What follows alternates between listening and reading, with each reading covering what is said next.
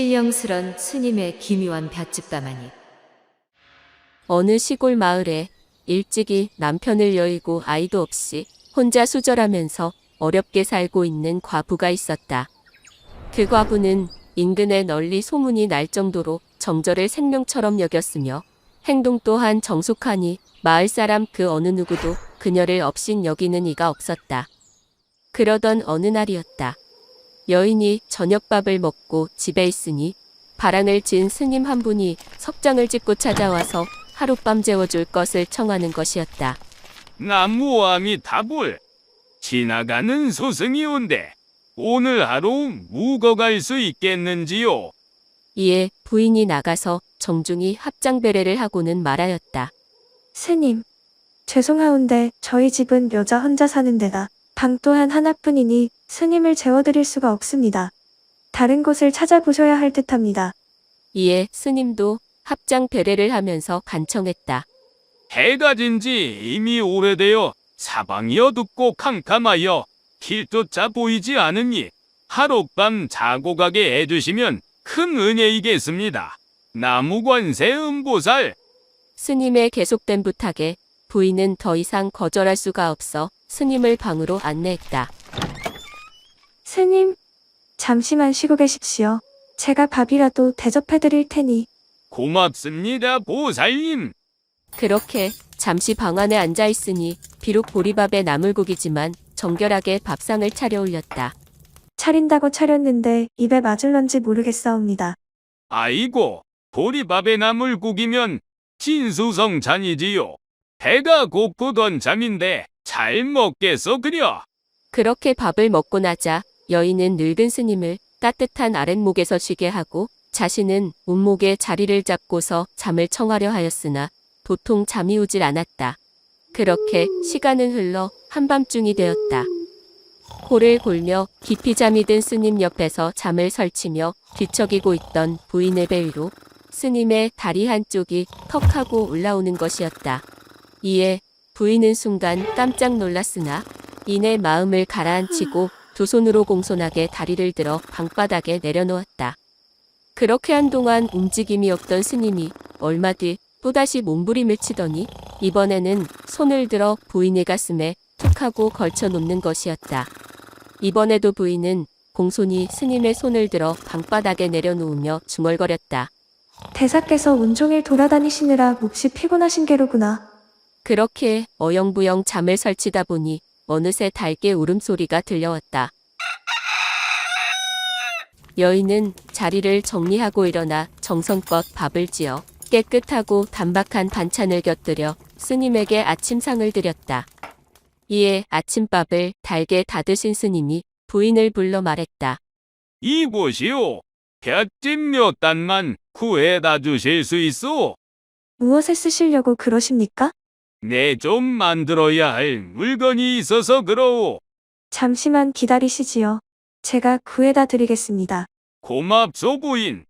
얼마 지나지 않아 여인이 집 몇 단을 가지고 오자 스님은 잠깐 사이에 짚을 엮어 작은 가마니 하나를 만들어주면서 말하였다.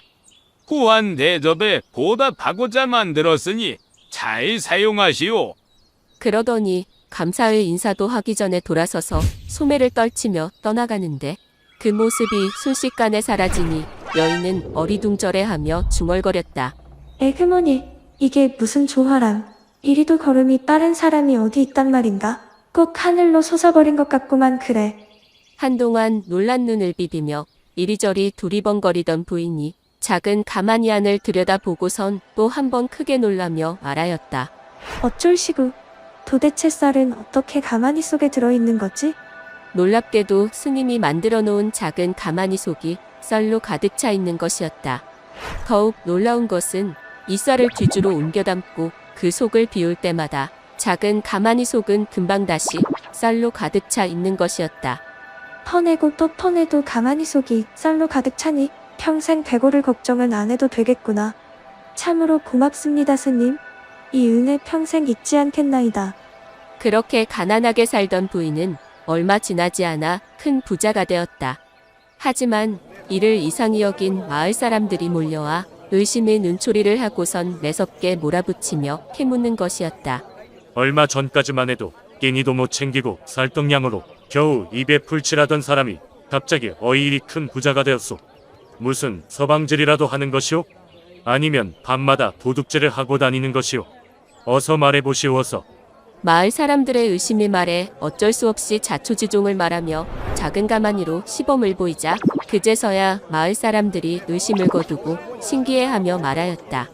이것은 분명 부처님께서 자네의 착한 행실을 어렵게 여겨 보내주신 선물일 걸세. 뿌린 대로 거둔다더니 그 말이 딱일세 그려. 그날 이후 부인은 쌀로 모은 재산의 대부분을 형편이 어려운 이웃을 돕는 데 사용하며 마을 사람들과 이전보다 더욱 화목하게 지내게 되었다. 한편 이웃 마을에 사는 욕심 많고 시기심 강한 과부 하나가 그 얘기를 듣더니 시샘을 내며 말하였다. 소문이 사실이란 말이지? 스님만 내 방에 재우면 내가 부자가 될 수 있다는 게지? 나도 같은 과부인데 나라고 못하라는 법 있나? 스님도 보고 부자도 되고 누워서 떡 먹기지 뭐. 그러던 어느 날 저녁이었다. 한 노승이 바랑을 지고 석장을 짚은 채 대문에 서서 하룻밤 묵어가기를 청하는 것이었다. 이보시오. 소승이 가는 길이 멀어 하루를 묵어 갔으면 하는데 허락해 주시겠소? 아이고 어서 오시오 스님. 얼마나 기다렸게요? 이제 나저제나 언제 오시나 목이 다 빠져버렸네요. 오매불망 기다리던 스님이 나타나자 버선발로 뛰쳐나가 반갑게 맞이하고는 푸짐한 저녁 밥상을 차려 대접하고선 슬쩍 눈치를 살피더니 말하였다.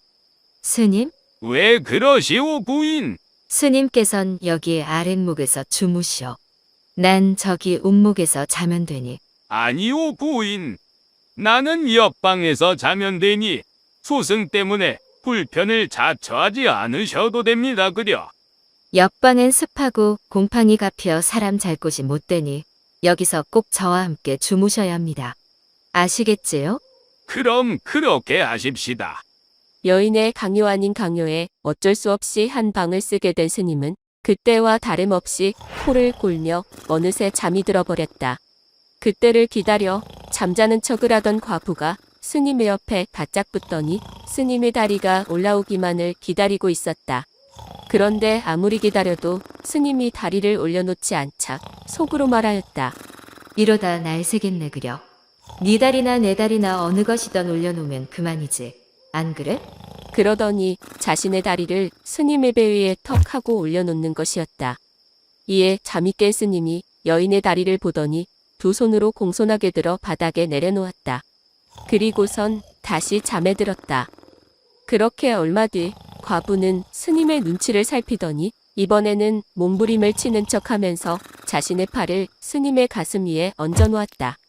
스님은 이번에도 역시 과부의 팔을 두 손으로 공손히 내려놓으며 중얼거렸다. 잠 좀 잡시다 부인. 왜 이리 빈승을 괴롭히는 것이오? 그렇게 밤새 과부와 스님은 올렸다 내려놓기를 반복하니 어느덧 날이 밝아왔다.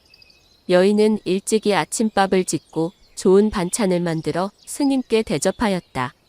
이에 아침 식사를 마친 스님이 여인에게 청하였다. 부인, 집 몇 단만 구해주시겠소? 내 기님 만들 것이 있어 그러니 부탁하오. 구해드리다마다요. 얼마든지 구해드리지요.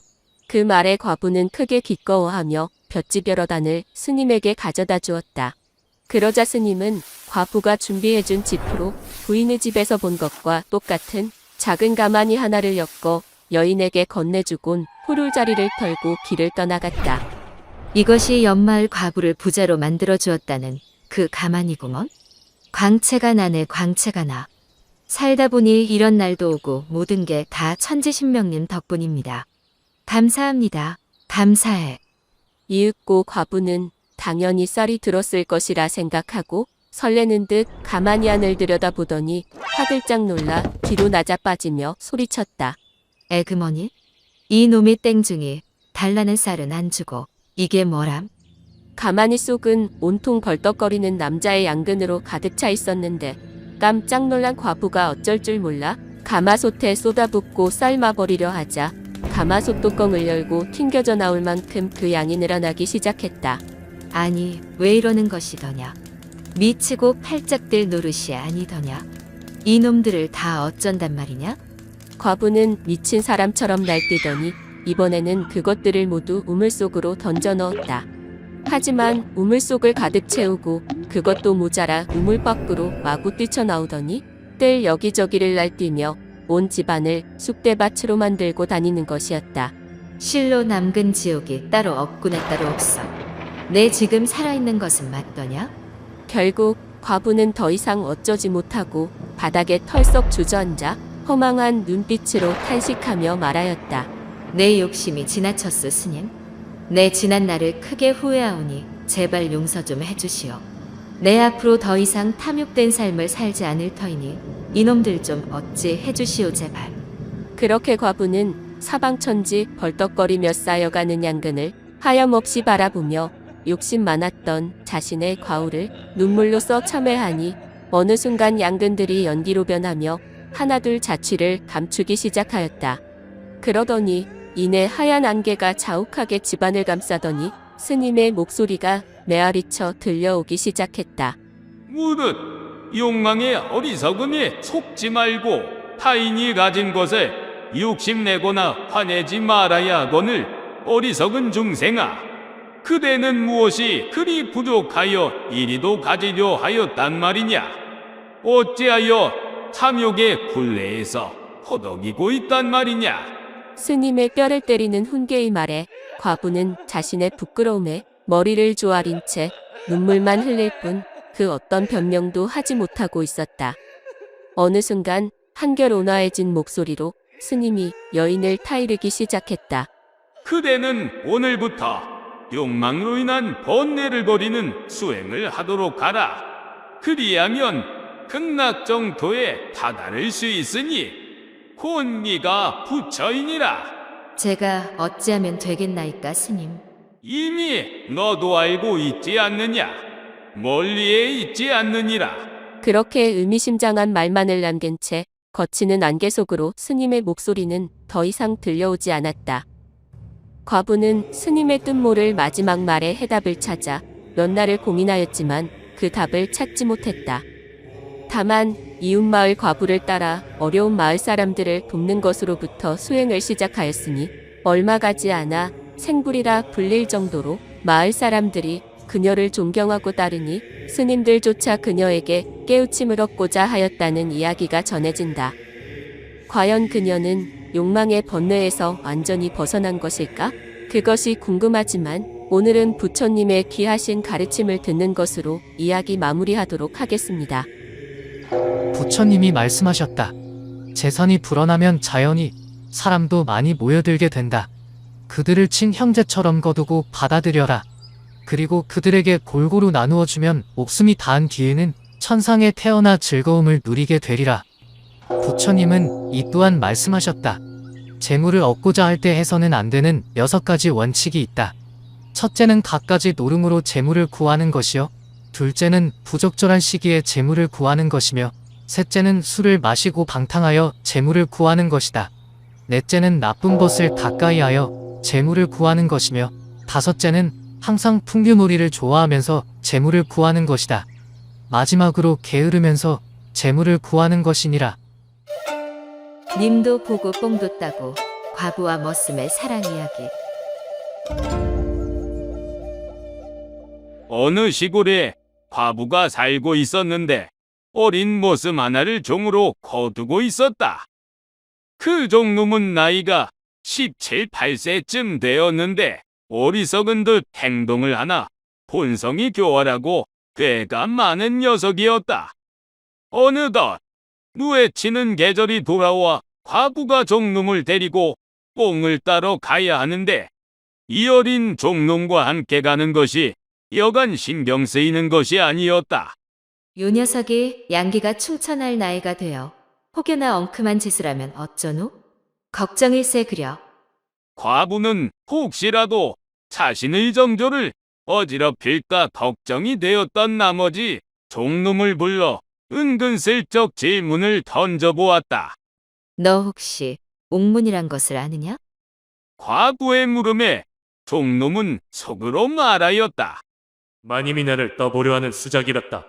이리도 남자를 모르셔서야.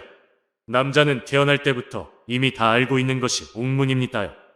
찰나의 순간 과부의 의도를 알아챈 종놈은 크게 머리를 끄덕이며 대답하였다.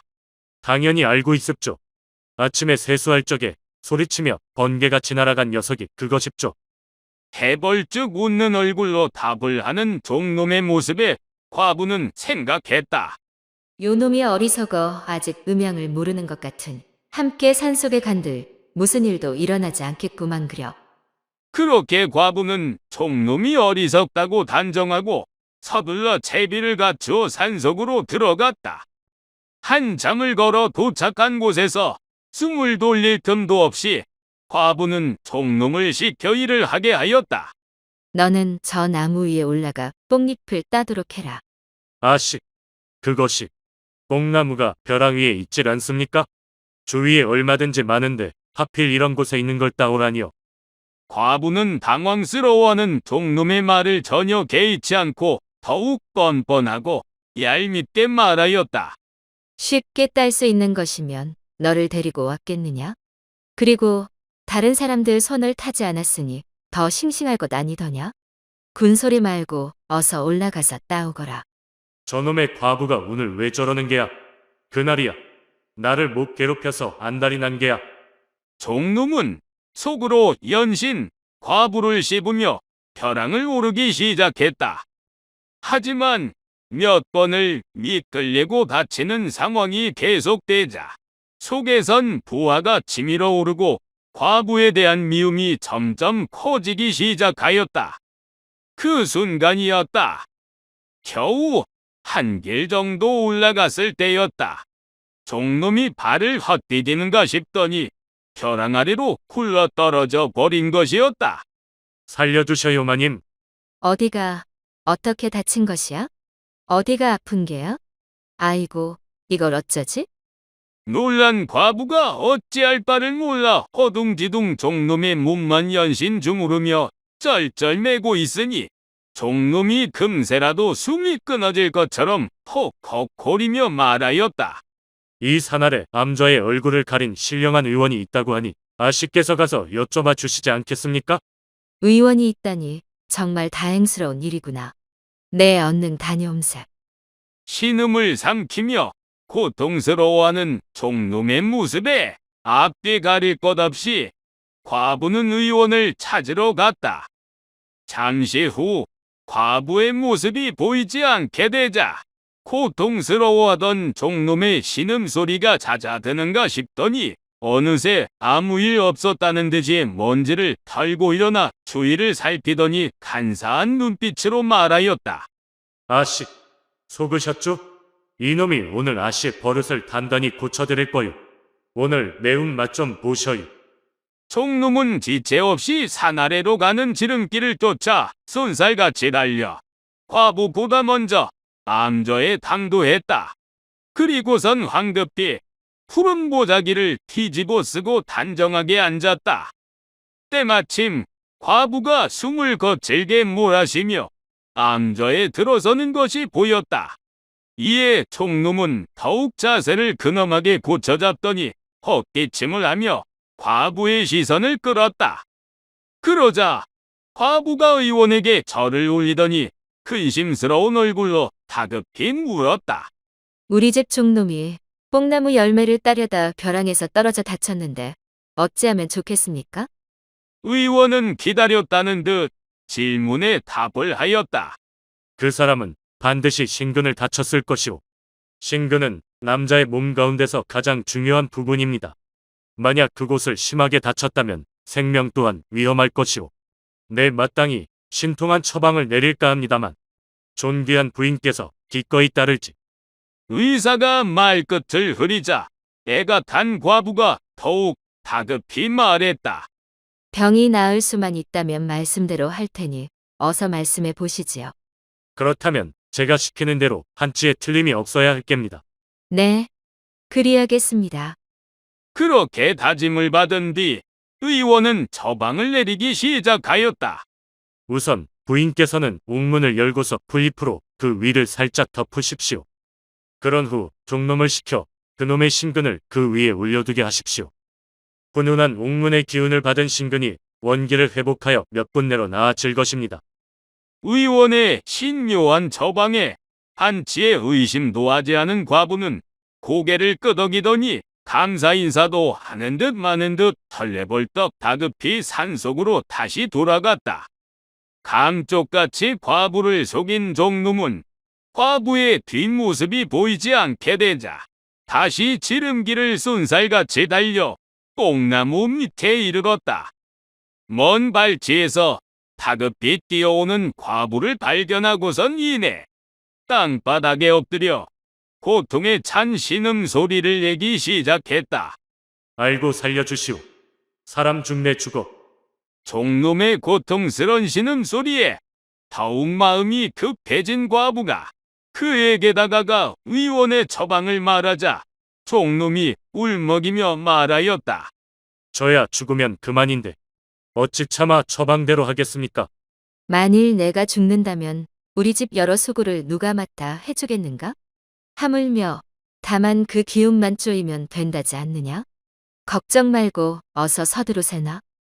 과부는 말이 끝나기도 무섭게 급히 숲사이 평평한 곳에 자리를 잡고 큰 대자로 누워 두 다리를 벌리더니 뽕나무 잎사귀로 그곳을 덮었다. 그리고선 종놈에게 다음 처방을 지시하였다. 어서 너의 신근을 올려놓고 홍기를 쐬도록 하거라. 어서. 과부의 손짓에 종놈이 다가와 아랫도리를 풀어 헤친 후 신근을 꺼내어 그곳에 턱하고 올려놓았다. 이윽고 신근으로 몰려든 기운이 흘러넘치기 시작하니 종놈의 그것이 껄떡거리는가 싶더니 이내 과부의 둔덕을 쳐대기 시작했다. 이에 과부는 자기도 모르게 손바닥으로 종놈의 볼기장을 때리기 시작했다. 나쁜 놈의 파리가 너의 볼기를 물어 그런 것이니 오해 말거라. 이놈의 파리들이 왜 이러는 것이더냐. 허이허이 저리 갔거라. 그 순간이었다. 과부가 진저리를 치며 짜릿한 비명소리를 내는 것이었다. 종놈의 볼기를 너무 격렬하게 후려쳤던 나머지 그만 종놈의 물건이 과부의 그곳으로 쑥 하고 빠져 들어간 것이었다. 이놈아, 이리도 글센 걸 보니 이제 다 나은 게로구나. 정말 신통한 의원이로다. 신통해. 이제 다 나은 것 같구머니 와씨. 의원님 덕에 님도 보고 뽕도 따고 일석이조가 따로 없구만요. 그날 이후 과부와 종놈은 매일같이 뽕나무 열매를 따러 산에 올랐다고 한다. 한간에 떠도는 소문에 의하면 그해 뽕나무 열매란 열매는 씨가 다 말라 진상품을 올리지 못할 지경이었다 한다. 믿거나 말거나 그렇다고 한다. 어쨌건 손뼉도 마주쳐야 소리가 난다고 했다. 애시당초 과부나 종놈 둘 다 서로에게 끌리고 있었던 것은 아닐까? 주저하지 말자. 마음에 드는 이성이 있다면 벼랑이 뽕밭을 추천해드린다. 한 번만 잘 고르면 그냥 게임 끝. 지극정성, 머슴을 치료한 안방마님. 어느 시골 마을 의원 집에 얼간이 머슴 하나가 새로 들어왔다. 얼간이긴 했지만 일 하나만큼은 몸을 아끼지 않고 자라요. 의원은 어느 누구를 만나든지 이 머슴의 칭찬을 아끼지 않았다. 그런데 어느 날 머슴이 의원을 찾아와서는 근심스런 낯빛으로 말하였다. 나으리, 어쩐지 요새 몸뚱이가 굶실굶실 이상스러운 것 같아요. 의원이 머슴을 이리저리 훑어보더니 말하였다. 겉으로 봐선 멀쩡한 것 같은데 말이다.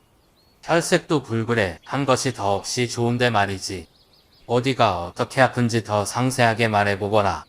딱히 아프다고 하기도 그렇고 어쩐지 여기가 좀 머슴이 말끝을 흐리며 민망한 듯 조심스레 사타구니 그 불룩하게 솟아오른 장소를 손으로 가리키는 것이었다. 의원은 무슨 병인지 눈치를 챈 듯 고개를 끄덕거리며 빙그레 웃으며 말했다. 그 병이라면 전혀 걱정할 것 없다. 내일 하루 시간을 비워줄 터이니 읍내 색시들한테 잠깐 다녀오거라. 그 병엔 읍내 색시만한 명약이 없느니라. 고맙습니다요, 나리. 분부대로 하겠구만요. 근디, 읍내 색시한테 다녀오라는 말이 뭐다냐? 나으리가 속에서라도 써주시는 거겠지? 신경 쓰덜 말더라고. 우리 나리께서 추천해주시니 아주 용한 곳이겠지 뭐. 주인의 처방이 당최 무슨 말인지 이해는 못하였으나 중병은 아닌 듯하니 머슴은 한결 가벼워진 마음에 콧노래를 흥얼거리기 시작하였다.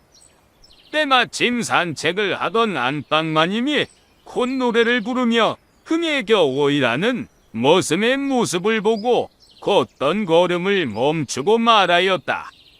이놈아, 아침까지만 해도 시무룩하던 녀석이 어찌 이리도 기분이 좋아졌더냐? 여종이랑 우입질이라도 했더냐? 알고마님, 나오셨소? 근디, 우입이 뭐단가요? 으이그, 니놈은 아는 게 뭐더냐? 그건 됐고 무슨 일이 있었는지 풀어보거라. 안방마님의 물음에 머슴이 자초지종을 설명하며 자랑질을 하자 갑자기 마님이 머슴을 가까이 부르더니 낮은 목소리로 말하였다. 이놈아, 이런 일이 있었으면 진작에 나를 찾아왔어야지. 내일 읍내 나갈 필요도 없느니라. 내 오늘 당장 너의 병을 고쳐줄 터이니 내가 시키는 대로 하거라. 이리 더 가까이 와 보거라. 안방마님의 말에 혹한 머슴은 더욱 기뻐하며 말하였다. 마님이 고쳐주시겠다국쇼? 이놈이야 뭐 하루라도 빨리 고치면 원이 없습죠. 어찌하면 되겠습니까요, 마님? 안방마님은 더욱 낮은 목소리로 머슴의 귀에다 속삭이듯 말하였다. 오늘 저녁에 의원께서 외지로 진맥차 출타를 하시니 밤이 되거덜라 내 방으로 오거라. 다른 사람이 보면 부정을 타니 꼭 보는 눈이 없어야 할 것이야. 걱정하덜 말더라고요, 마님. 그날 밤이었다. 머슴은 마님이 시킨 대로 칠흑 같은 어둠을 틈타 안방으로 몰래 숨어들었다. 속이 훤히 비치는 곱치마만 걸친 마님이 뼈로통한 말투로 말하였다. 이놈아, 왜 이리 늦었더냐? 숨 넘어갈 뻔했네 그려. 이놈의 행랑아범이 오늘따라 제 옆에 붙어서 잠도 안 자지 뭡니까요? 하마터면 못 올 뻔했지라. 참으로 큰일 날 뻔하였구나. 잘못하다간 내가 병날 뻔하였어. 마님께서 왜 큰일이 나요? 왜요? 그건 됐고 어서 이리로 오거라. 어서 가까이. 마님은 다급하게 머슴을 아랫목으로 앉히더니 상기된 얼굴로 머슴의 이곳저곳을 주무르기 시작하였다. 참으로 실하구나 실해. 어린 것이 좋다고 하더니 그 말이 딱 맞는 말일세 그려. 은미마님, 근디 원래 이렇게 하는 건가 봐요? 내 놈의 손목맥이 약하여 이리 하는 것이니 잠자코 있거라. 알겠구만요, 마님. 한동안 이어지는 마님의 진맥에 머슴은 어느새 굼실굼실한 기분이 들기 시작하더니 이내 사타구니 안쪽에서 병증이 올라오기 시작하였다. 마님, 쇳내 몸이 이상한 것 같더라. 터질 듯이 아프고만요. 어디 보자꾸나. 아이고, 부종이 올라왔네 그려. 붓기가 오래가면 좋지 않으니 어서 이리 누워보거라. 마님은 머슴의 부어오른 아랫도리를 쳐다보며 입맛을 다시더니 슬그머니 바지를 내리며 말하였다. 붓기가 심해 급히 고름을 빼내야 할 듯하네. 기분이 이상하더라도 나오는 건 참지 말고 모두 뱉어내시게. 알겠어요, 마님. 안 아프게 해주세요. 말이 끝나자마자 마님이 퉁퉁 부어있는 머슴의 환부를 조심스레 두 손으로 잡더니 이내 치압을 하기 시작하였다. 얼마나 지났을까? 지압이 효과가 있었던지 머슴이 몸을 바르르 떨기 시작하더니 윽 하는 소리와 함께 고름을 내뱉는 것이었다. 그렇게 화산마냥 터져나온 고름이 마님의 얼굴을 온통 물들이니 마님은 눈도 뜨지 못하고 연신손으로 얼굴을 닦아내기 바빴다. 하지만 왠지 모를 야릇한 미소가 입가에 번져 있는 것이 딱히 싫어하는 것도 아닌 듯하였다. 알고 마님? 죄송하고먼요. 얼굴에 고름이 잔뜩 묻어버렸구만요. 이놈아, 괜찮다. 얼마만인지 모르겠구나. 뭘 얼마만인지 모른단가요? 아니다. 이 녀석아. 머슴은 마님의 얼굴에 고름을 쏟아낸 것이 내내 마음에 걸렸지만 고름을 뒤집어 쓴 그녀의 얼굴을 보고 있자니 한편으로 이상 야릇한 기분이 들며 이내 부종이 다시 올라오는 것을 느꼈다. 이런, 부종이 다시 올라오는구나. 안 되겠다. 다른 치료법을 써야겠구나. 말이 끝나기도 무섭게 마님이 몸을 일으키더니 머슴의 환부 위로 올라갔다. 그리고선 퉁퉁 부어오른 환부를 전보다 더 열심히 치료하기 시작하였다. 내 오늘 고름 한 방울 남겨놓지 않고 쭉 뽑아버릴 것이니라. 마님 고맙구만요. 이 은혜 평생 잊지 않겠어라. 그렇게 마님은 계속되는 머슴의 부종에 잠도 못 자고 밤새 고름을 짜고 또 짜내며 지극정성 머슴을 치료하였다. 이튿날이었다. 출타를 마치고 돌아온 주인이 사랑채에서 동네 사람들과 담소를 나누고 있었다. 때마침 머슴이 그 앞을 지나가자 주인이 말하였다. 저 애가 방금 전 내가 이야기한 녀석이요. 올간이지만 일은 퍽 잘한답니다. 그러더니 머슴을 불러 묻는 것이었다. 이놈아, 오늘은 몸이 좀 어떠하더냐? 주인의 물음에 머슴은 활짝 웃으며 우렁찬 목소리로 답하였다. 네, 날이 이제 다 나았구만요. 괜찮다니? 벌써 읍내에 다녀온 것이더냐? 녀석 참 빠르기도 하구나. 주인의 말에 머슴은 어젯밤에 있었던 일을 소상히 설명하며 자랑질하기 시작하였다. 아니고만요. 어젯밤에 안방마님께서 읍내까지 갈 것도 없다시면서 밤새 지극정성으로 치료를 해주셨습죠. 지금은 아주 개운한 것이 읍내 색시집엔 안 가도 되겠어라. 그게 사실이더냐? 머슴의 말에 할 말을 잃은 의원은 멀뚱멀뚱 허공만 쳐다보며 자신이 머슴보다 못한 얼간이었음을 깨닫고 스스로 집을 나가 산속으로 숨어버렸다고 한다. 전해지는 말에 의하면 이 의원은 훗날 달공산에서 특도를 하여 속세의 만병을 관장하는 신선이 되었다고 한다. 믿거나 말거나. 소금 장수의 가죽침. 어느 마을에 한 부부가 멀리 외지에 갈 일이 생겨 길을 나설 때였다. 동네 앞 고갯마루 언덕에 다다를 때쯤 소금 장수가 나무 밑에 앉아 땀을 식히고 있는 것을 보게 되었다. 소금 장수를 본 부인이 소금 장수에게 다가가더니 말을 붙였다. 이보 소금 장수. 저 마을로 소금 팔러 가오. 그런데 왜 그러시오? 그러면 우리 집에는 가지 마오.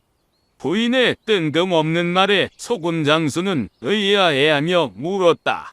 아니, 왜 가지 말라는 거요? 소금 장수의 물음에 부인이 소상히 말하기 시작하였다. 집에 딸 하나만 남겨두고 일가 잔치집에 가서 사흘 후에나 돌아오니 소금 살 사람도 없소. 그렇게 하지요. 그런데 댁이 어딘지 알아야 안 가지요. 소금 장수의 물음에 어리석은 부인이 답하였다. 저기 저 지붕 위에 고추 널어놓은 집이 우리 집이오. 어디 저 집을 말 안 하고 그 집 말이오. 절대 가지 마오. 소금 살 사람도 없는데 뭐 하러 가오? 염려 마시고 다녀오시오. 그렇게 집을 알아낸 소금 장수는 다시 길을 떠나는 부부를 향해 따뜻이 인사를 하고선 속으로 말하였다. 오후, 괴제라. 오늘 운수 대통한 날일세 그려. 얼마 후 부부 내외가 저 멀리 사라져 보이지 않자 곧바로 처녀 혼자 있는 집으로 달려간 소금 장수는 삽장문 앞에서 호기 있게 처녀를 불렀다. 아가야, 안에 있느냐? 아가? 잠시 후 커다랗게 말만한 처녀가 나와 쭈뼛거리며 말하였다. 우리 집에는 아무도 없습니다. 다음에 다시 오시어요. 작은 목소리로 틀리듯 말듯 말하더니 다시 숨어버리자 소금 장수가 다시 근엄한 목소리로 처녀를 불렀다. 겁내지 말고 이리 나오거라. 나는 내 외삼촌이니라. 어려서 보고 다 커서 삼촌을 보니 못 알아보는 것이 당연하지 않. 네가 벌써 이렇게 컸어. 훌륭하게 자랐구나. 외삼촌이라는 말에 얼굴을 빼꼼 내밀더니 조심스레 말하였다. 오늘은 부모님이 안 계시니 다음에 오셔요, 외삼촌. 안 그래도 내 부모님이 부탁으로 이리 왔느니라. 일가 잔치집에 가야 하는데 사흘 후에나 돌아오니 네가 걱정이라시며 오랜만에 조카 얼굴도 보고 좀 돌봐주라시더구나.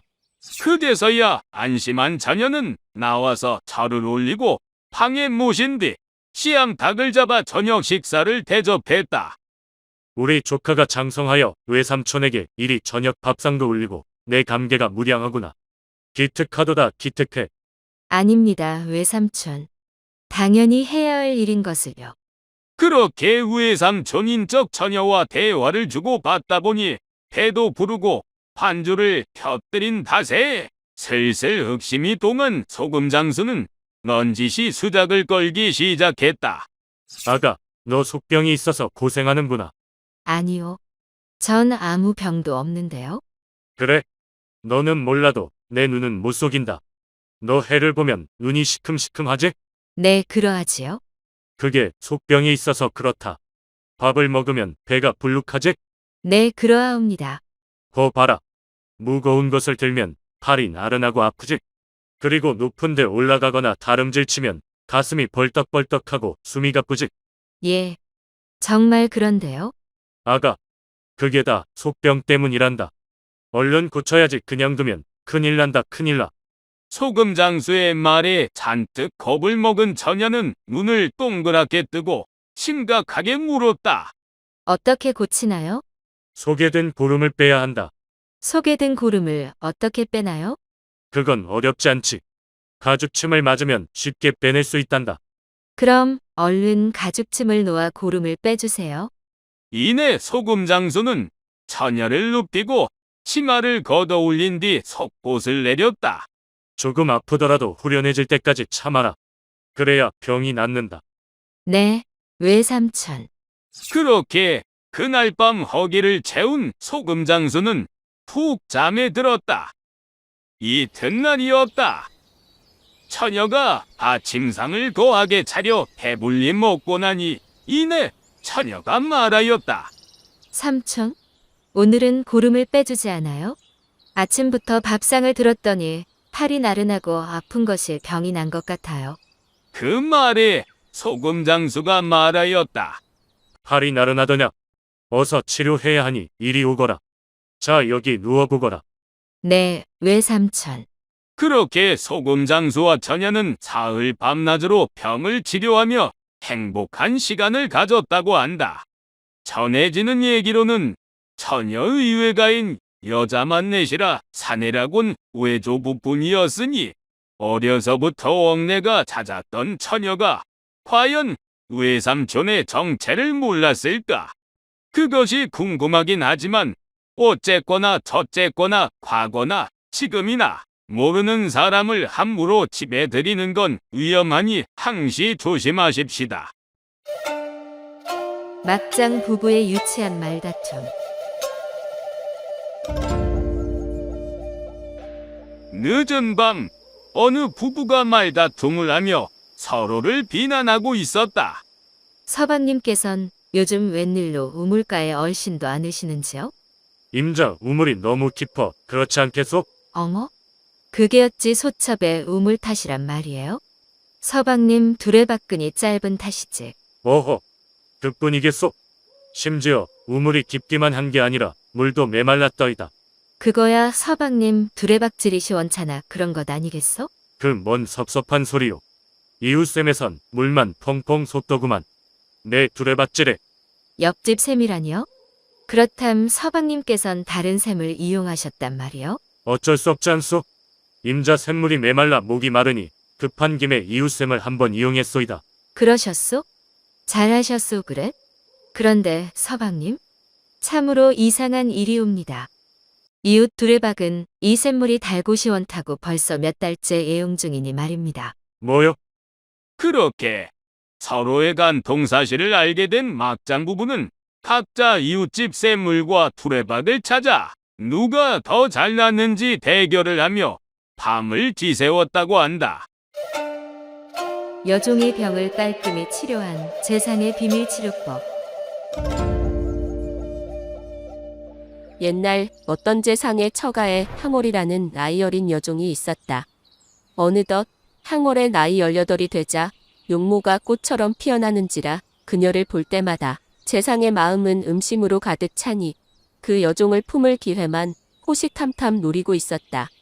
그러던 어느 날이었다.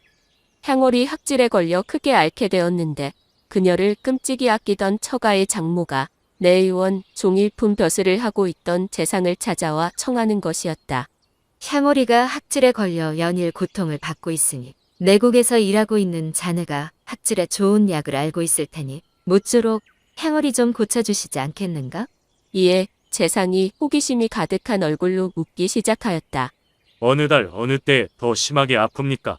시간 간격을 두고 주기적으로 증상이 일어나니 아마도 내일이 아플 차례일 걸세. 장모의 말에 재상이 진중한 표정을 하더니 나지막한 목소리로 말하였다. 마침 학질에 특효인 약이 얼마 전 명에서 들어왔는데 향월이에게 한번 처방을 해보도록 하겠습니다. 내일 내국의 일을 마치는 대로 잠시 집에 들를 터이니 장모님께서는 한 가지만 준비해 두시면 됩니다. 학질에 특효인 약이 있는 겐가? 거 참 잘 되었어. 그래, 내가 뭘 준비해 놓으면 되겠는가? 장모의 말에 재상이 더욱 나지막한 목소리로 비밀스럽게 말하였다. 얼마 전 명나라 사신이 다녀가며 진상한 귀한 약재인데 왕실에서만 사용할 수 있는 것이라 함부로 반출하였다간 난리가 나니 장모님께선 절대 누구에게도 이 사실을 발설하셔선 안 됩니다. 이 사위에 목이 달아나는 일이니 꼭 약조하셔야 합니다. 향어리를 끔찍이 아끼시는 어머님을 위해 사위가 큰맘 먹은 것이니 부탁드립니다. 알겠으니 내가 뭘 하면 될지 어서 말해보시게. 그렇게 장모의 다짐을 받은 후 재상이 말하였다. 후원 깊숙한 곳에 큰 병풍을 둘러치시고 은밀히 치료할 수 있는 공간을 준비해 두시어요. 그리고 그 근처에 함부로 사람이 들어오지 못하도록 해주시기만 하면 됩니다. 치료하는 동안 부정 타지 않게 하려는 것이니 특별히 신경 쓰셔야 합니다, 장모님. 알겠네. 네, 자네 말대로 할 터이니 향오리만 고쳐주시게. 다음 날이었다. 재상은 일을 마치자마자 들뜬 마음을 부여잡고 처가댁으로 향했다. 얼마 지나지 않아 처가에 도착하자 장모는 이내 재상을 후원으로 은밀하게 안내하였다. 자네가 말한 대로 다 준비해 놓았네. 오늘 밤새 이 근처에는 아무도 얼씬거리지 못할 것이니 안심하고 향오리 치료에 전념하시게. 네, 장모님. 이제부터 치료해야 하니 제가 따로 여쭙지 않는 이상 어머님께서도 후원에는 절대 출입하셔서는 안 됩니다. 자칫 부정을 타 향어리의 병증이 심각해질 수도 있으니. 알겠네. 내 얼씬도 하지 않을 테니 향오리나 신경 쓰시게. 어서 들어가시게. 어서. 그렇게 장모가 사라지고도 한참 동안이나 후원의 동정을 살피던 재상이 마음을 굳힌 듯 헛기침을 두어 번 하더니 병풍 안으로 들어갔다. 병풍 안으로 들어서자 향어리가 다소곳이 앉아 재상을 맞이하였는데 그 모습이 며칠을 알아 애처로운 것이 가여운 듯 하면서도 어딘가 모르게 음욕을 자극하니 재상은 그동안에 품어왔던 흑심이 폭발한 듯 향오리를 냅다 끌어안고선 옷을 벗기기 시작하였다. 나를 왜 이러시는 겝니까? 치료를 해준다고 하였거늘 어찌 이리 옷을 벗기시는 겝니까? 치료의 기본은 더러운 것을 제거하는 것에 있음이니라. 내 옷에 묻은 잡기를 모두 벗겨버리는 의식이니 마음을 편히 하고 내가 하는 대로 가만히 있도록 하거라. 그렇게 재상은 한동안 향오리의 몸을 구석구석 살피는가 싶더니 어느 순간 향오리의 음호를 만지며 그의 거양을 꼽더니 말하는 것이었다. 학젤은 흉악한 병이라 내가 이렇게 하지 않으면 절대 떨어지지 않느니라. 금세 병이 떨어질 것이니 조금만 참아보거라. 이에 크게 놀란 향오리의 등에서 식은땀이 비처럼 연신 쏟아져 나오니 금세 축축해진 몸에 한기가 스며든 듯 떨리는 목소리로 말하였다. 나리, 만일 마님께서 아시게 되면 틀림없이 저에게 죄를 물을 것인데 어찌 제가 감당하라 이러시는 겁니까? 향오리의 두려움 섞인 말에 재상이 그녀를 달래며 말하였다. 마님께서 이리 하라고 하여 하는 일이니 걱정하지 마시게. 그리고 여기엔 개미 한 마리 얼씬하지 못하도록 하였으니 너와 나의 비밀치료법은 그 누구도 모를 것이니 학제를 떼고 싶으시거들라 어서 두 눈을 감고 치료에나 전념하시게. 재상의 말에 이 혼란스러운 상황을 받아들이기라도 한 듯 힘을 쭉 빼고 편한 마음으로 치료에 집중하다 보니 어느새 흥은 절로 높아지고 환정이 극에 다다를 듯 온몸에 전율이 퍼지기 시작하였다. 그 순간 재상의 허리를 끌어안은 향월이 흐느끼듯 말하는 것이었다. 나리, 이제는 대부인 마님께서 아시고 저를 죽인다고 하셔도 여한이 없사옵니다. 이놈의 병이 평생 떨어지지 않았으면 좋겠어요. 그러하더냐. 내 너를 품었던 마음만큼 밤을 새워서라도 학을 떼어줄 것이니 맘껏 아파도 괜찮느니라. 그렇게 재상은 온몸을 불살라 밤새 지극정성 향오리를 치료하였으니 그녀를 괴롭히던 학질은 금세 씻은 듯이 떨어지게 되었다. 그렇게 시간이 흘러 한 달이 지났을 무렵이었다. 재상의 장인이 내국으로 급히 그를 찾아와 부탁하는 것이었다. 여기까지 어쩐 일이십니까? 장인어른. 급한 일이라도 있으신 겝니까? 이보시기에 큰 일일세. 자네 장모가 지금 학질에 걸렸다네. 어제부터 증세가 심해지더니 오늘은 나를 못 알아볼 정도일세. 사위가 되어 응당 장모의 병증을 고쳐주는 것이 마땅하지 않겠는가? 향어리도 깔끔히 고쳐주었으니 이번에도 부탁하네 그려. 장인의 말에 재상이 즐겁을 하며 말하였다. 그것은 장인어른께서 손수 나서지 아니하시면 고칠 수 없사옵니다. 제가 나섰다가는 큰일이 납니다. 그렇게 말하고선 황급히 자리에서 일어나 총총걸음으로 친구의 집으로 피신하였더라 한다. 조선시대에는 학질을 치료하기 위해 의학적 처방은 물론이고 주술, 제사와 같은 비과학적인 방법까지 시도되었다고 한다. 병에 걸렸을 때 고생은 물론이고 낫는 것도 여간 힘든 게 아니었기 때문인데 얼마나 답답했으면 주술이나 귀신의 힘으로 학질을 물리치고자 했을까? 이랬거나 저랬거나 재상의 치료법이 실제로 효과가 있었는지 없었는지 정확히 알 길은 없으나 일시적으로 열을 내리는 데는 효과가 있었던 것으로 보이니 급할 때는 한번 활용해 보는 것도 추천해 드리는 바입니다. 하여간 약은 약사에게 치료는 의사에게 의학분업 대한민국 화이팅! 믿는 도끼에 발등 찍혀버린 멍청한 선비. 어떤 선비가 애월이라는 아름다운 첩을 두고 있었다. 그러던 어느 날 첩이 선비에게 청하였다. 나으리? 여름도 되었고 하니 고향에 잠시 다녀오면 안 될까요? 안 될 것 없지요. 누구 청인데 거절하겠소. 선비는 대범한 듯 겉으로는 다녀오라 하였지만 혹여나 호행하는 종이 첩을 겁간할 것이 걱정되어 어찌할까 고민을 하였다. 예월이의 미색이 이리도 고우니 어느 산에든 품고 싶은 마음이 생기지 않겠는고. 가장 어리석은 녀석을 딸려보내야 내 마음이 편할 것이야. 잠시 후 선비는 집안에 있는 사내종을 모두 불러 모아놓고 질문을 하였다. 너희들은 여자의 웅문이 어디에 있는지 알고 있느냐? 옥문이 어디 있는지 모르는 사내도 있던가. 호참, 질문 같은 질문을 해야 답을 하지. 선비의 말에 종들이 피식피식 웃으면서 대답하지 않고 있는데 어느 종이 냉큼 대답을 하는 것이었다. 그건 양미간에 있는 것이죠? 곱게 쭈그리고 있는 것이 그것입니다요. 그 종의 말에 여기저기에서 한바탕 웃음이 터지기 시작하니 선비 또한 그 종의 우둔함이 마음에 들어 크게 기뻐하며 생각했다. 이 녀석이면 되겠어. 남녀 사이의 음사를 전혀 모르는 듯하니 보행을 보낸다고 해도 별 일이야 일어나지 않을 테지.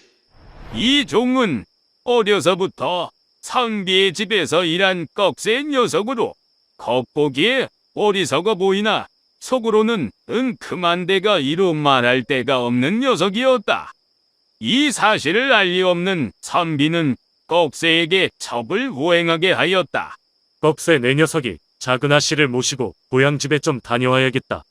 불편하지 않게 잘 모시고 조심히 다녀와야 하느니라. 일이라도 생기면 내 녀석 목숨도 무사하지 못할 것이야. 네. 여부가 있겠습니까요? 제 천한 목숨이 뭐가 중한디요? 이 한 목숨 바쳐서라도 작은 아씨를 보호하고 지킬 거구먼요. 걱정하지 마셔요. 그렇게 작은 아씨와 꺽쇠는 채비를 갖춰 길을 나섰다.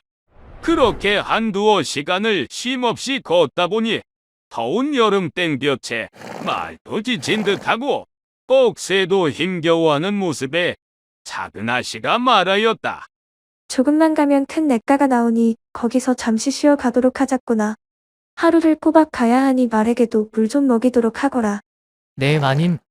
이윽고 냇가에 당도하니 꺽쇠는 말 한 장을 풀고 말에게 물을 먹이고선 이내 훌러덩 옷을 벗고 냇가에 풍덩하고 몸을 내던지는 것이었다. 아이고, 시원하구먼. 올여름은 왜 이리 더운 것인지 지는구만저. 그때였다. 나무 그늘에 앉아 땀을 식히던 아씨의 눈에 물장구를 치며 미역을 감는 꺽쇠의 두 다리 사이로 뭔가 묵직한 것이 덜렁덜렁거리고 있는 것이 보였다. 에그머니, 저 녀석이 왜 저러는 것이야? 멍청하다더니 부끄러움도 없는 모양이야. 연신 눈을 가리며 민망해하기는 하였으나 그 낯빛에 싫어하는 기색은 전혀 보이지 않았다. 오히려 어느 순간 꺽쇠에게 다가가 그를 희롱하여 묻는 것이었다. 너는 양다리 사이에 고기로 된 막대기 같은 것이 있는데 그게 대체 무엇이더냐? 이에 꺽쇠가 자신의 물건을 쑥 들어올리면서 대답하였다. 처음에는 혹부리같이 작아 걸리적거리지도 않던 녀석이었습죠. 근데 점점 도단하는가 싶더니 지금은 이렇게 커져 덜렁거리니 거추장스럽기 짝이 없습니다요 그려. 어디다 써먹을 때도 없고 말입니다요. 그러다 저비에 거대하고 실한 꺽쇠의 약물에 홀딱 반했던 나머지 수작을 부리기 시작하였다.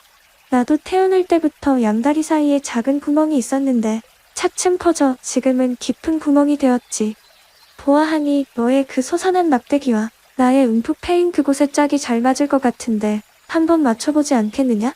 그 말에 꺽쇠가 속으로 폐제를 부르며 생각하였다. 마님, 여지껏 내 물건에 안 넘어온 여인네들이 없습죠. 오늘 애월 마님도 매운 맛 좀 보실 거요? 그러더니 해벌쭉 웃는 얼굴로 작은 아씨에게 말하였다. 그려요 그럼 짝이 맞는지 어디 한번 해봐요. 그렇게 그 둘은 서로의 물건에 짝을 맞추며 격렬하게 우누지락을 나누기 시작하였다. 한편 선비는 어리석은 종에게 첩을 호행하는 일을 맡기긴 하였으나 그래도 마음이 놓이지 않아 몰래 그들의 뒤를 밟고 있었다. 어느새 그들을 쫓아 산중턱에 이르렀을 때였다. 때마침 냇가에 무수히 자란 풀숲 사이로 어렴풋이 애첩과종의 수상쩍은 움직임을 본 것 같은지라 급히 산을 내려가며 소리쳤다. 꺽쇠 내 이놈, 지금 무슨 짓을 하고 있는 것이냐? 내 이놈 거기 딱 있거라. 격렬하게 우누지락을 맛보고 있던 작은 아씨와 꺽쇠는 선비의 갑작스런 등장에 놀라 순간 어찌할 바를 몰랐으나 이내 꺽쇠가 손으로 아씨의 입을 살짝 틀어막더니 귓속말로 그녀를 진정시키기 시작하였다. 마님, 걱정하지 마시고 이놈만 믿으십시오. 그냥 제가 아는 대로 가만히 계시면 됩니다요. 아유, 이게 무슨 날벼락이냔 말이다. 꺽쇠 너만 믿는다. 그렇게 작은 아씨를 안심시키고선 자신의 주머니 속을 더듬더니 송곳과 노끈을 꺼내 작은 아씨의 소중이를 꿰매려는 신용을 하기 시작하였다. 때마침 이들 앞에 나타난 선비가 그 광경을 보고 꺽쇠에게 꼬디져 물었다. 지금 무엇을 하고 있는 것이야? 뭘 꿰매려 하는 것이냔 말이다. 그러자 꺽쇠가 해벌쭉 웃는 얼굴로 선비를 바라보며 천연덕스럽게 말하였다. 아씨 집에 가려면 이 개울을 건너야 하는데 깊이가 상당하지 뭡니까요? 혹여라도 작은 아씨께서 강을 건너시다 물에 빠져 수독이라도 오르면 큰일이니 아씨의 몸 이곳저곳에 상처가 있나 없나 살피던 중이었습죠. 그런데 마침 아씨 배꼽 아래 몇이 되는 곳에 한치 정도의 구멍이 있어 혹여나 물이 들어갈까 겁이나 지금 곧 그것을 꿰매려고 하는 중이었습니다요. 꺽쇠의 말이 끝나자 선비는 크게 기뻐하면서 말하였다. 진실로 아씨를 위하는 마음이 크구나 이 녀석. 내가 사람을 잘 보았어. 그런데 그 구멍은 태어날 때부터 있던 것이니 꿰매지 않아도 되느니라. 그만 되었으니 어서 고향 가던 길을 서두르거라. 알겠습니다요, 나리. 그렇게 멍청한 선비는 더 이상 꺽쇠를 의심하지 않았으니 그 길로 발길을 돌려 집으로 돌아갔다. 이제 더 이상 거리낄 것이 없어진 작은 아씨와 꺽쇠는 가는 길 내내 격렬한 우누리정을 나누었으니 길을 떠난 지 열흘을 훌쩍 넘기고서야 겨우 고향집에 도착할 수 있었다 한다. 호수의 철을 탐하려다 물매 맞은 생원 이야기. 어느 시골 마을에 욕심이 많아 가지고 싶은 것은 어떻게든 가지고야마는 심성 고약한 한 생원이 살았다. 그런 생원이 근래 유독 눈독 들이는 것이 하나 있었으니 바로 같은 마을에 사는 호수의 처였다. 얼마 전 옆 마을에서 시집 온 처자였는데 그 미색이 한양에서 내로라 하는 기생보다 뛰어났으니 생원은 어떻게든 그녀를 가지려 하였다. 그러나 포수인 그녀의 남편이 오랫동안 집을 비울 생각을 하지 않으니 이렇다 할 기회가 찾아오지 않았다. 그러던 어느 날 더 이상의 기다림을 참지 못한 생원이 포수의 집으로 찾아가 물었다. 자네 요즘 어찌 산으로 사냥을 가지 않는 것인가? 생원의 뜬금없는 물음에 포수가 떨떠름하게 답하였다. 노자가 없어서 가지 못하고 있습죠. 그런 겐가? 노자가 얼마나 있으면 산에 갈 수가 있는가? 많을수록 좋겠지만 적어도 100냥은 있어야 하옵니다. 어째서 그렇게 많이 드는 것인가? 많이 드는 것도 아닙죠. 노자만 100냥 정도이지 산에 고사도 지내려면 100냥 가지고는 턱도 없습니다요. 그런데 무슨 일로 그러십니까요? 며칠 사이 몸이 부실한 것 같아 꼭 고기를 먹으려니 구하기가 여간 힘든 것이 아니지 뭔가. 그러하니 내가 노자를 댈 것이니 산에 가거들랑 벅 몇 마리만 잡아다 주시게. 자네 사냥하는 김에 몇 마리 잡는 것이니 어렵지 않을 것 아닌가 말일세. 누이 좋고 매부 좋고 상부상조하시지 않겠는가? 그러더니 생원이 100냥을 포수에게 쥐어주며 부탁하였다. 저야 뭐 타고난 팔자가 포수이니 어려운 일은 아닙니다만 뻥 몇 마리에 100냥이라니. 저야 남는 장사 아니겠습니까요? 허허허. 뭐 어려운 일도 아니니 그렇게 해드립죠. 포수가 흔쾌히 제안을 받아들이자 생원은 만면에 묘한 미소를 머금고 말하였다. 자네 덕에 몸보신 좀 거하게 하겠구먼 그래. 천천히 다녀오시게. 네, 알겠습니다요. 한편 흥정이 끝나자마자 산에 갈 채비를 갖추던 포수는 그의 처를 부르더니 긴히 말하였다. 잘 들으시게. 내가 집을 떠나거덜라 여차저차 이런 일이 생길 것이니 당신은 꼭 내가 시킨 대로 여차저차 하시오. 나도 여차저차 꼭 그렇게 할 것이니. 알겠습니다, 서방님. 이미 오래전부터 생원이 자기 처에게 흑심을 품은 것을 알고 있던 포수는 처와 함께 그를 혼내줄 자기들만의 언약을 한 것이었는데 그 둘의 눈빛이 사뭇 예사롭지 않았다. 잠시 후 포수는 생원에게 엎드려 인사를 하며 말하였다. 소인이 떠나면 집안에 처 혼자 있게 되오니 생원님께서는 수고롭지만 여러 가지로 제 처를 보살펴 주시기를 바랍니다. 그러자 생원이 기꺼워하며 말하였다.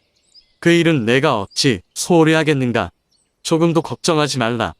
그렇게 포수는 산으로 사냥을 떠나게 되었다. 드디어 기회의 밤이 되었다.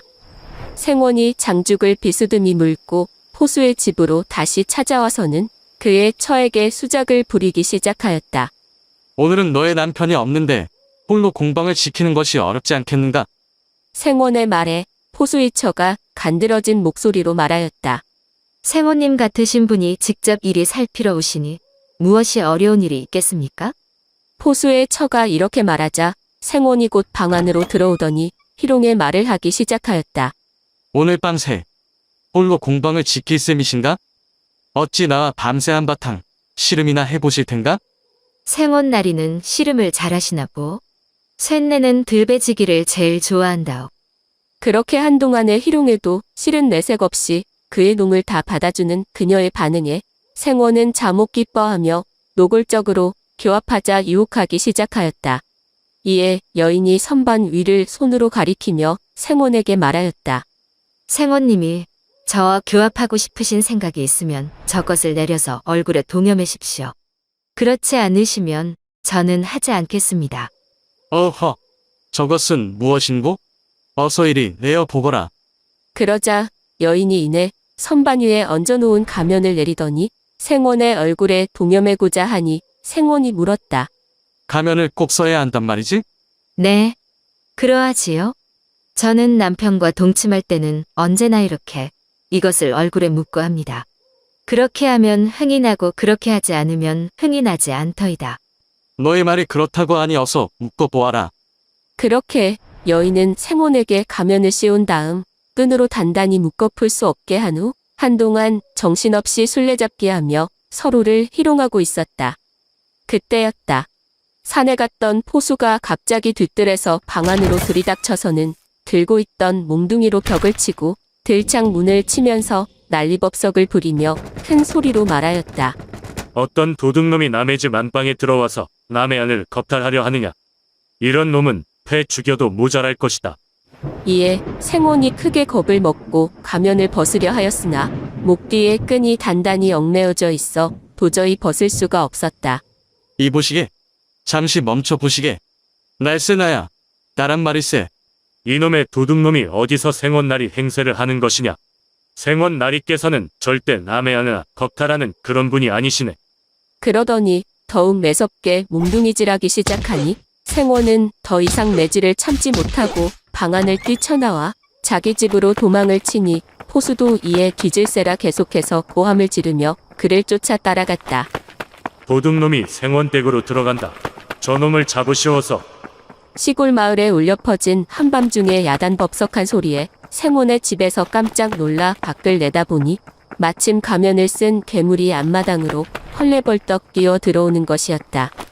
이에 놀란 집안 사람들이 몽둥이로 마구 때려 쫓아버리려 하고 있으니 이를 지켜보던 동네 사람들 모두가 몽둥이 하나씩 가지고 와서 난타하기 시작하였다. 그렇게 바닥을 이리저리 뒹굴며 매질을 당하던 생원이 다 죽어가는 목소리로 말하였다.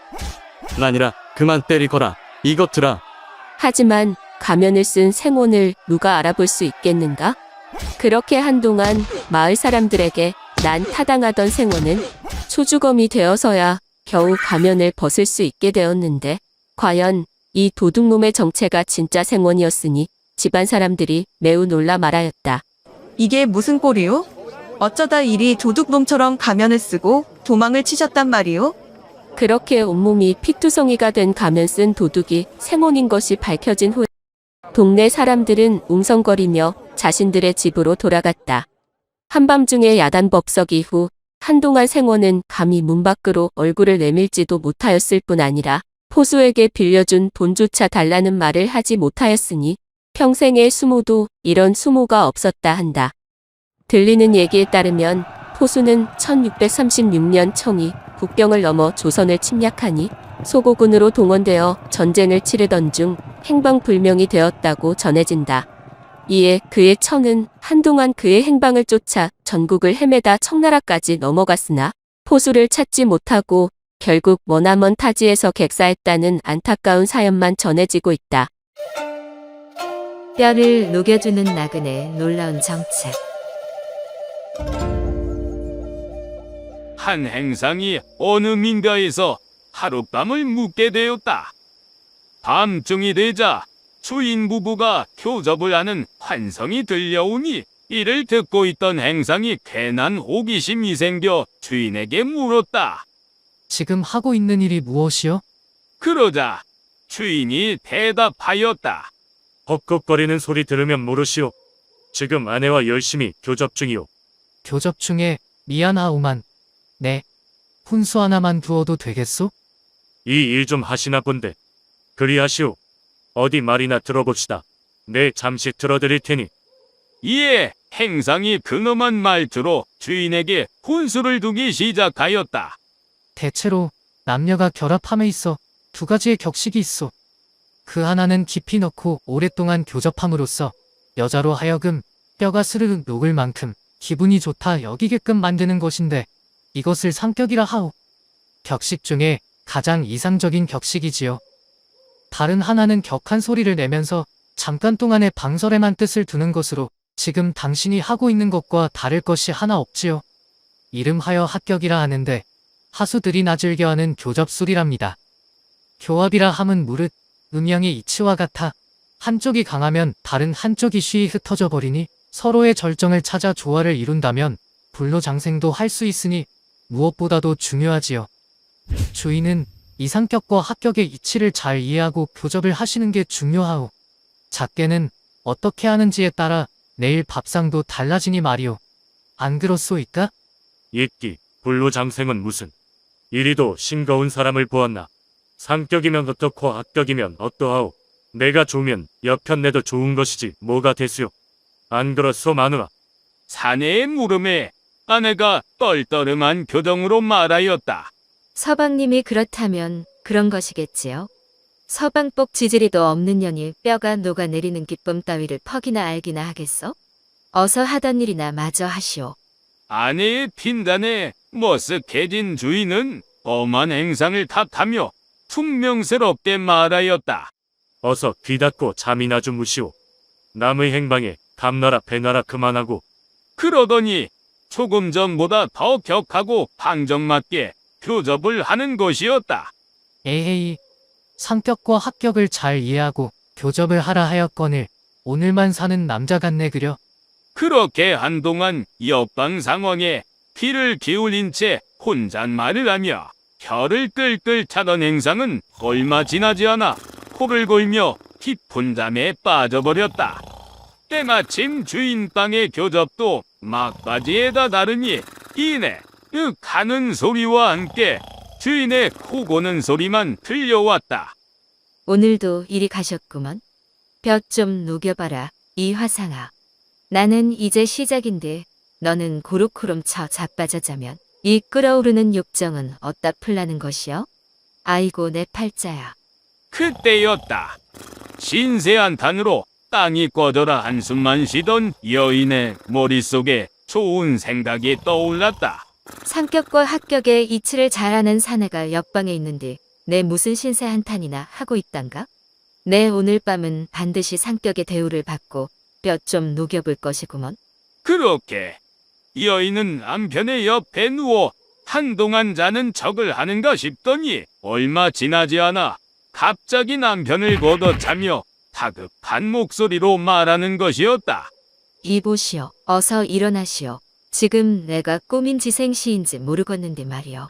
우리 조밭이 멧돼지들로 쑥대밭이 되는 꿈을 꾸어불었구만요. 불기러네 불기려. 내가 신기가 있는 거 잘 알지 않소? 어서 조밭에 가보시오서. 우리 1년치 식량인데 없어져 버림은 이거 큰일이단께요. 어서 가서 멧돼지 녀석들 좀 확인하시오. 그럼 큰일이지. 내 이놈의 멧돼지 녀석들 다 잡아버리겠구먼. 남편은 여인의 말을 철석같이 믿고 허리에 화살을 차고 활을 들고 미친 듯이 뛰쳐나갔다. 아이고, 저런 모질이. 살다 저런 모질이는 우리 서방이 상격이야 상격. 하여간 내 오늘 뼈가 녹아내리는 기쁨이 무엇인지 깨닫고 있을 터이니 열심히 망이나 보고 오시구랴. 그렇게 남편의 뒷모습이 보이지 않자 여인은 조금의 주저함도 없이 행상의 방으로 들어갔다. 그리고선 깜짝 놀라 잠을 깬 행상에게 띠를 부리며 말하였다. 행상날이?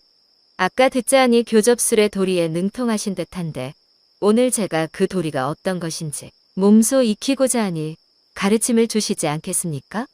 이에 행상이 여인의 속내를 눈치챈 듯 능글맞게 받아치며 말하였다. 하수들이나 하는 합격 따윈 내 행하지 않으니 그런 것이라면 당신 서방으로도 충분하오. 어서 나가시오. 합격의 이치 따위야 이미 통달하여 신선의 경지에 다다랐으니 상격의 이치만 알면 된답니다. 그 단단한 뼈가 어찌 녹아내리는지 또 얼마나 큰 해를 선사하는지 좀 깨우쳐 주시오. 행상은 여인의 교태에 못 이기는 척 스르륵 그녀를 눕히더니 이제껏 맛보지 못한 격식을 선사하며 갈고 닦아온 교접의 기술을 맘껏 뽐내기 시작했다. 이보시오. 어찌 상격의 이치는 잘 깨달아가고 있는 것 같소? 깨닫다 마다요.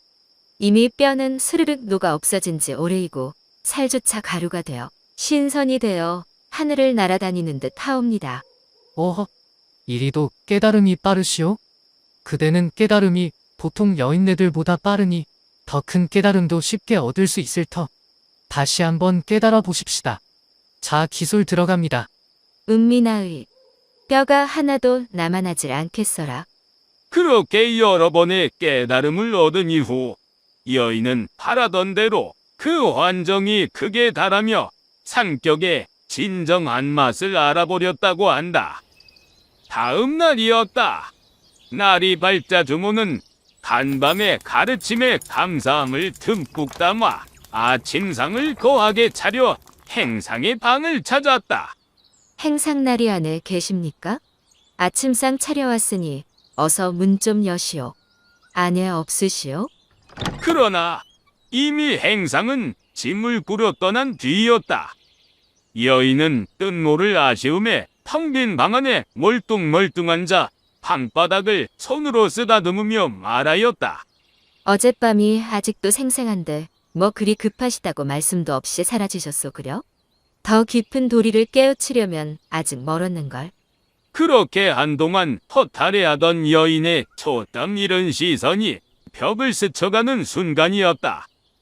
어젯밤 내내 기대어 깨우침을 받던 벽 한 귀퉁이에 이런 글귀가 적혀 있는 것이었다. 조선 어느 마을에 다녀가다. 행주. 여인은 깜짝 놀라 한동안 말을 잇지 못하는가 싶더니 말없이 애를 갖춰 벽을 향해 절을 할 뿐이었다. 행주가 도대체 누구였길래 여인은 그리 행동을 하였던 것일까? 전하는 바에 의하면 행조는 도교의 종교적인 수행법 중 하나인 방중술의 시조로 중국의 성의학서인 소녀경에도 등장하는 인물이다. 요리의 시조이기도 한 행조는 장수 음식을 챙겨 먹는 한편 방중술을 수행함으로써 불로당생의 단계까지 올랐으며 결국엔 신선이 되었다 한다. 특히 시공간을 초월해 여행하기를 즐겨하였으니 시대를 막론하고 그를 목격한 이들이 많다고 한다. 과연 그날 밤 여인의 뼈를 녹인 나그네가 신선 팽조였을까? 그것이 궁금하거나 말거나 어쨌든 사랑하는 여인의 뼈는 아껴주는 것이 아니라 녹여주는 것임을 명심하고 열심히 깨우침을 전파하도록 하자. 누가 잡아먹기라도 한답니까? 어찌 이리들 도망만 가시는 게요? 어느 마을에 곱단이라는 여종이 있었는데 일찍이 김초 씨의 집에서 허드레지를 애우며 살아온 지 올해로 벌써 20해가 되었다. 곱디고 온 하얀 얼굴은 마치 하얀 수련과 같았으며 가끔씩 흘리는 입가의 수줍은 미소가 뭔지 모를 묘한 호기심을 자극하니 마을 사내들 어느 하나 그녀를 탐내지 않는 이가 없었다. 그러던 어느 날이었다. 아침 일찍이 산책을 하고 돌아오던 김초씨가 담벼락 밑에서 훌쩍훌쩍 울고 있는 곱단이를 발견하였다. 곱단이 아니더냐? 내 여기서 왜 울고 있는 것이야? 김초시의 물음에 곱단이가 눈물을 훔치며 대답하였다. 마당쇠 놈 때문이 와요. 이놈이 저를 희롱하고 달아나 버리지 뭡니까? 그러자 순간 은큼한 생각이 든 김초시가 곱단이의 손을 은근슬쩍 잡으며 물었다. 이렇게 말이더냐? 그것보다 더 했사와요. 김초시가 이번에는 곱단이를 은근히 끌어안으며 말했다. 그럼 이렇게 말이냐? 그것보다 더 했지요. 김초시가 이번에는 곱단이의 위쪽 꼬리 속으로 손을 쑥 넣으며 느끼하게 말하였다. 그것도 아니면 이렇게 했겠구나? 그것보다 좀 더 했사와요. 그러자 김초시는 더욱 과감하게 곱단이의 속적삼 안으로 손을 쓱 넣더니 장난스러운 표정으로 말하였다. 그럼 분명 이렇게 하였겠구나?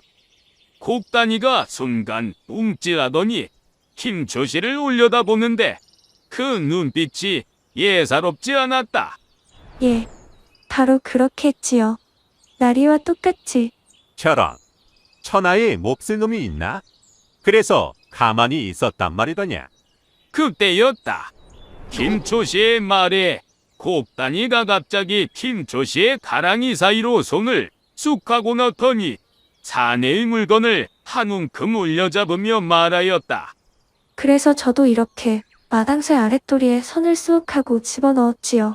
그러자 김초시는 당황한 듯 식은 땀을 흘리며 뒤로 주춤주춤하는가 싶더니 그대로 꽁무니를 떼고 도망을 치는 것이었다.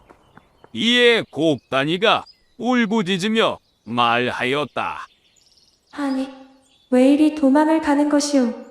누가 잡아먹기라도 한단 말이오? 어찌 이리 희롱만 하고 달아난단 말이오? 어찌 이리 사내들이 쫄보란 말이오?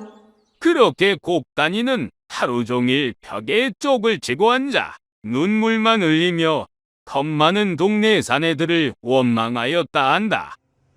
야사에 따르면 그 시기 조선 팔도 여기저기에서 꽃뱀 사기단이 기승을 부리니 하루가 멀다 하고 관아에 끌려오는 남자가 적지 않았다 한다. 이에 남정네들이 여인네들을 경계하며 돌보다도 못하게 여기고 멀리하니 기생집의 기생은 물론이고 일반 아낙네들조차 꽃뱀으로 오해받는 일이 비일비재하게 일어났다 한다. 특히 혼기가 꽉 찬 여인네들의 원성이 하늘을 찔렀으니 조정에서는 한동안 곱단이같이 억울한 일을 당하는 저자가 생기지 않도록 각 고을에 특별 풍기관을 파견하여 음사의 풍속을 어지럽히는 꽃댐 사기단을 발본세곤 하는데 심혈을 기울였다는 놀라운 기록이 전해진다. 하여간 믿거나 말거나 과거나 지금이나 낯선 여자는 조심 또 조심하시기 바라는 바입니다. 억울하게 통정 누명을 쓴 처녀의 인생 역전 이야기. 옛날 서울에 한 생원이 살았다. 나이가 들어도 문과에 급제하지 못하고 매번 낙방을 거듭하니 해가 거듭할수록 가세는 기울 대로 기울어 갔으니 가난한 처지가 이루 말할 데가 없었다. 결국 하는 수 없이 지방의 한 읍내에서 훈장 일을 하며 겨우 생계를 이어나가고 있었는데 그런 생활이 이어진 지 5년이 지날 무렵 갑작스럽게 불상의 병을 앓더니 요절하고 말았다. 안타깝게도 생원에게는 아내와 올해로 18이 되는 딸아이가 하나 있었는데 이들은 졸지에 아비를 잃고 입에 풀칠조차 못하는 신세가 되었으니 주위 사람 모두가 이를 가여워하며 탄식할 따름이었다. 한편 평소 현명하고 아름다운 생원의 딸을 눈여겨보고 있던 이웃집 양반이 그 소식을 듣고 이때다 싶어 사람을 보내 정혼하고 혼례를 거행코자 하였으니 생원의 아내는 불행 중 다행으로 여기며 기꺼이 받아들이기로 하였다. 딸아, 너만이라도 배 골치 않고 살아갈 수 있게 되었으니 이 어미는 죽어도 여한이 없구나. 하늘에 계신 너희 아버지께서 굽어 살펴주신 게 분명한 게로구나. 그러던 어느 날이었다. 관아에 잔심부름을 하던 읍내 이방의 아들이 갑자기 생원댁으로 들이닥쳐서는 터무니없는 말을 해대기 시작하는 것이었다. 이보시오. 댁 따님이 여러 번 나와 통하였다는 건 알고나 있으시오. 지금 듣자니 어떤 곳에 정원을 하였다는데 나에게 몸을 허락하여 놓고 그것이 가당키라도 한 일이겠소. 사내의 말에 처녀의 어머니가 기절투풍하며 흑빛 얼굴이 되어 딸에게 캐물었다. 지금 이 무슨 말이더냐? 저 사내가 지금 도대체 무슨 말을 하는 것이야? 네가 통정을 하였다니 이게 사실이더냐? 어서 말해 보거라. 현명한 딸은 평정심을 잃지 않고 어머니를 진정시키며 단호하게 말하였다. 어머니, 저를 누구보다도 잘 아시지 않습니까? 하늘에 계신 아버님을 걸고라도 저의 결백은 틀림이 없습니다. 맹세코 절대 그런 일은 없었으니 진정하시지요. 이는 저놈이 저를 탐내 관계를 부리는 것이니 상대할 것이 못됩니다. 또한 아버님이 돌아가시고 우리 집이 가난하다 하여 우습게 보고 우리를 능멸하려 드는 것이니 응당 관아에 고하여 그 죄를 물어야 할 것입니다. 그러더니 얼굴빛을 조금도 바꾸지 않고 그 즉시 관아에 가서 고발하였다. 사또, 여차저차하여 이리 고하니 저의 오명을 부디 씻어주시길 부탁드립니다. 오, 참으로 이상한 일이구나. 내 차후 다시 부를 테니 이만 물러가 있거라. 처녀의 말을 들은 사또는 해괴하게 생각하여 한참 동안 고심을 거듭하였지만 명쾌한 판단이 서질 않자 그 사내를 불러 묻기 시작하였다. 내가 그 처자와 여러 번 상통하였다 하는데 그렇다면 그 처자의 용모를 소상히 알고 있을 터 내가 본 그대로를 묘사해 보거라. 거짓을 지어 말하면 살아남지 못할 것이야. 사또의 말이 끝나자 사내는 처녀의 용모를 거침없이 오하기 시작하였다. 잠시 후 사내의 말이 끝나자 사또는 처녀를 불렀다. 그리고 곰곰이 처녀의 위아래를 훑어보고선 더욱 난감해진 낯빛으로 깊은 한숨을 내쉬며 고개를 떨구었다. 저 사내의 말 어디 한 군데 틀린 곳이 없거늘 도대체 누가 거짓을 고하고 있는 것이란 말인가? 그렇게 난감해하는 사또의 속내라도 꿰뚫어 보는 듯 저 구석에서 간교한 웃음을 지으며 그 상황을 지켜보던 사내를 발견한 처녀는 이미 사내의 관계로 인하여 사또의 판결이 어려워진 것을 간파하고 사또에게 다가가 한 가지 청을 하였다. 사또, 한 가지 청이 있사온데. 오, 그래. 무엇인지 어서 말해 보거라. 처녀는 사또의 곁으로 다가가 나지막한 소리로 말하였다. 소녀의 왼쪽 가슴 밑에 큰 반만한 검은 점이 있고 그 점 위에 10여 개의 털이나 있사옵니다. 이것은 저와 어머니 이외에는 그 누구도 알지 못하는 사실이니 그가 소녀와 상통하였다 주장하니 반드시 알고 있을 것입니다. 사내에게 이것을 하문하여 주옵소서. 그러하더냐? 네, 알겠느니라. 그 말에 사또가 곧 사내를 불러 하문하였다. 내가 처녀와 상통하였다 하니 묻는 것이다. 처녀의 신체에 너만 알 수 있는 특별한 특징 같은 것은 없었더냐? 그러자 사내는 모든 것을 알고 있다는 듯 또 한 번 거침없이 대답하기 시작하였다. 네, 물론 알고 있습니다. 처녀의 왼쪽 유막 밑에 검은 점 하나가 있는데 그 크기가 큰 반만하고 10여 개의 털이 나 있습니다. 이는 빼도 박도 못하는 증거이니 현명한 판단을 내려주옵소서. 사내의 말에 사또가 크게 놀라 눈을 꿈벅거리며 말없이 처녀를 쳐다볼 뿐 그 어떤 말도 하지 못하였다. 그러자 이내 처녀가 얼굴을 붉히면서 윗옷을 벗어 젖히더니 자신의 가슴을 내보이면서 말하였다. 사또, 보옵소서. 소녀에게는 본래부터 검은 점이 없사옵니다. 양쪽 가슴 어디에도 점 같은 것은 애초에 있지도 않았지요. 없는 것을 있다고 한 것은 저 간사한 사람이 틀림없이 사람을 시켜 사또께와 아랜 소녀의 말을 몰래 엿듣게 하고 사또의 해안을 어지럽히려 한 것이 분명합니다. 이것으로 미루어 보건대 조금 전에 소녀의 용모를 소상하게 말한 것도 사람을 시켜 사전에 저를 정탐한 것을 교묘하게 고해 바친 것이라 보여지옵니다. 과연 처녀의 가슴에는 점은 물론이고 털 또한 없었으니 사또는 크게 깨닫고 책상을 내려치며 대노하여 말하였다. 감히 나를 능멸하려 든 것이냐? 여봐라. 저놈을 당장 끌고 오거라. 그러더니 사내를 엄하게 신문하기 시작하였다. 도대체 어떻게 처녀와 내가 말한 대화의 내용을 알고 있었느냐? 이실직고하렸다. 지금이라도 진실을 고한다면 충벌은 면할 것이다. 알겠느냐? 사또의 불호령에 사내는 그제야 모든 죄를 자백하기 시작하였다. 오래전부터 연정을 품어오던 처녀가 정혼한다고 하니 그만 시기심이 동하여 그녀의 신세를 망치고자 하였나이다. 그런 연후 제가 시이 처녀를 차지할 요량이었습니다. 네 이놈! 사내가 되어 어찌 이리 소인대 같은 짓을 한 것이야? 그건 그렇고 처녀와 나의 대화를 몰래 엿듣고 너에게 알려준 이는 도대체 누구더냐? 사또의 물음에 사내가 머뭇거리며 고개만 숙이고 아무 말을 하지 않자 사또가 대노하여 말하였다. 네 이놈이 아직도 정신을 못 차렸구나. 여봐라. 저놈이 입을 열 때까지 매우 쳐라. 저놈을 매우 치랍신다. 그러자 사또의 옆에 있던 이방이 울음을 터뜨리며 다급히 무릎을 꿇더니 연신 머리를 땅바닥에 조아리며 사또에게 말하였다. 사또 말이 죽을 죄를 지었나이다. 제 아들을 한 번만 용서해 주시옵소서. 모두 아비인 저의 탓입니다. 생각지도 못한 뜻밖의 상황에 사또가 어리둥절해하며 말하였다. 이방, 저 사내가 이방의 아들이었소. 오, 아들을 올바른 길로 인도하지는 못할지언정 어찌 한 동석이 되어 처녀를 능멸하고 심지어 나까지 속이려 근 것이요.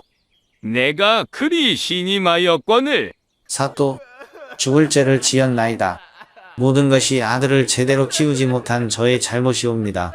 저를 벌하여 주시옵소서. 이에 한동안 말을 잇지 못하던 사또가 결심을 굳힌 듯 말하였다. 여봐라.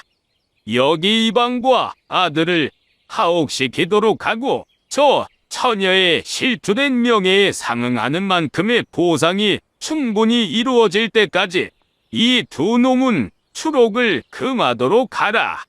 너희 두 놈은 잘 듣거라. 저 처녀에게 용서받을 때까지 반성하고 또 깊이 반성하여야 할 것이다. 사또는 이어 처녀에게 말하였다. 이들로 인해 이미 정혼한 자리까지 물렸다 하니 그 피해가 적다 하지 않을 수 없다. 이에 본인이 그대의 혼처를 주선하고자 하니 사양 말고 기꺼이 응하기를 바라오. 네, 사또. 그리하겠나이다. 그렇게 처녀는 통정 오명을 벗고 스스로의 명예를 지키니 마을 사람들 모두가 그녀의 현명함에 감탄할 따름이었다. 얼마 후 이방과 아들은 전 재산을 팔아 처녀에게 보상하였으니 옥살이 한 달 만에 겨우 풀려날 수 있었다.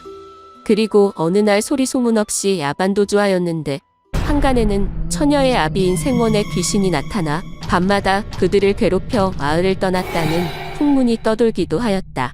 그리고 처녀는 사또의 주선으로 얼마 후 혼인하게 되었는데 일찍이 처녀의 현명함과 수려한 용모에 감복한 사또가 자신의 둘째 아들의 배우자로 그녀를 점찍었으니 다른 혼처가 나설까봐 겁이 난 나머지 재판이 끝나자 곧바로 정혼하고 혼례까지 거행하였으니 번갯불에 콩 볶아 먹는다는 말이 여기서 나온 듯하였다. 또한 그의 둘째 아들 역시 그녀를 매우 애지중지하였으니 하늘이 맺어준 인연이 바로 그 둘 사이를 말하는 듯하였다. 한편 처녀는 보상금 전액을 자신과 같이 아비를 잃고 어렵게 사는 마을 사람들을 위한 서당을 만드는 데 헌납하여 학문에 재능 있는 인재들을 교육하는 데 사용하였다.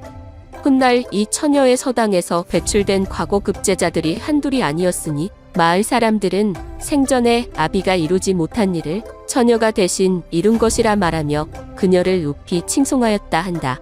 재미있게 보셨나요? 인생은 한 방입니다. 언제 어떻게 행운이 찾아올지 모르니 우리 구독자님 모두 열심히 살아봅시다. 오늘 이야기는 여기까지입니다. 지금까지 시청해주셔서 대단히 감사드립니다. 다음 시간에 만나요.